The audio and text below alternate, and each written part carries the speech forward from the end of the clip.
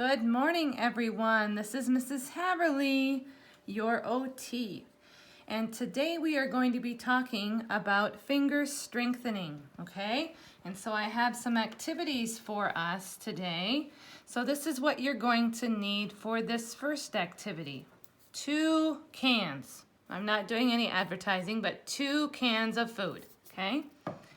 And then if your mom or dad has some rubber bands, you will also need those. This is going to help us strengthen our fingers. And we need strong fingers to use a pencil, to use a crayon to color, okay, and to write our letters neatly. So what I'm going to have you do is take your rubber band and stretch it to go over the can, okay? Stretch it, use those fingers, and try to put it over the can. It can be tricky. Do your best. Pull it and put it over, okay?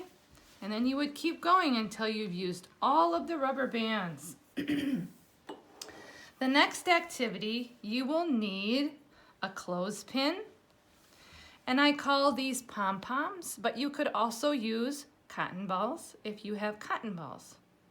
And I have here 2 drinking cups or 2 jars, because what I'm going to do is I'm going to sort by color.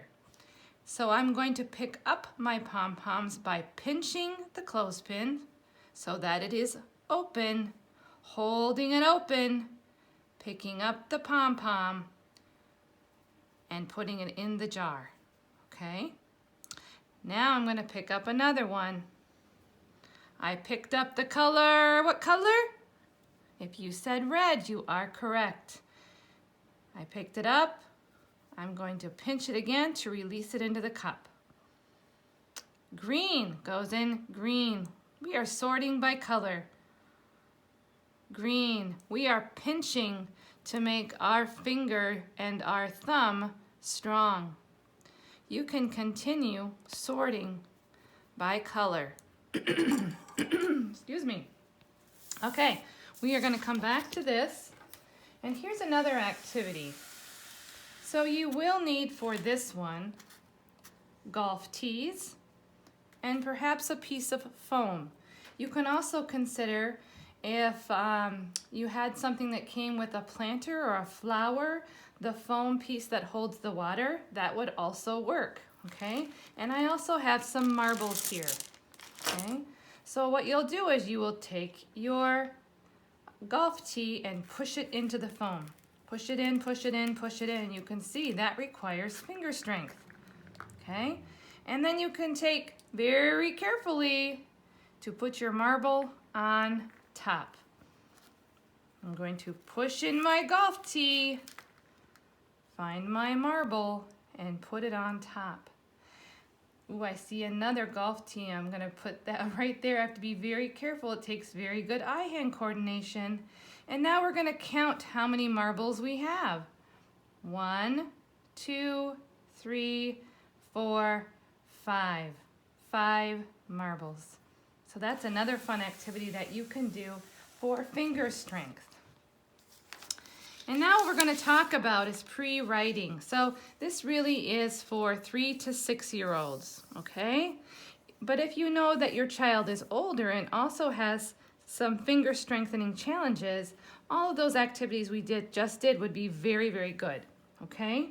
So pre-writing, we go through different stages. Scribbling, imitation of simple lines, right? So if I do this, I want the child to do this also. If I go line across, I want them to imitate that by going line across, okay? And so on. And then we get to copy shapes. So they would see it and then just copy it. There would be no demonstration. They would see it and then copy it, okay? And then we would move into copying letters and numbers, typically starting with lines or letters and numbers that have straight lines, and then moving to letters and numbers that have more diagonal or curved lines, okay? So you can practice imitation. If you have a younger child at home, you can practice copying if they're more at the 4-year-old age range, or they can work on copying if they're 4, 5, or 6, okay? And so what we're going to practice today is our grasp on our writing tools. This is considered the most efficient grasp. You can see I'm using my first 3 fingers, thumb, index, and middle. These 2 are just get to kind of rest. And so sometimes we actually say those 2 can go to sleep. So we can focus on using these 3 fingers. These 3 fingers provide the skilled work of our pencil. We think of this side of our hand as the power side that help us lift and carry things, okay? If your child holds their pencil like this, we really want to move them forward to using their fingers, okay? So it's okay if they're doing this at 3, that's totally fine, okay? If your child is holding the pencil like this, this often indicates low tone or decreased strength, okay? To facilitate a nice grasp on a pencil, using a shortened pencil can encourage that because they can't get their hand on the whole pencil. What I like to do is break my crayons in half. Yes, I know, I hate to wreck a perfectly beautiful crayon, but we can do it. And you can see they have to use their fingers to use the crayon.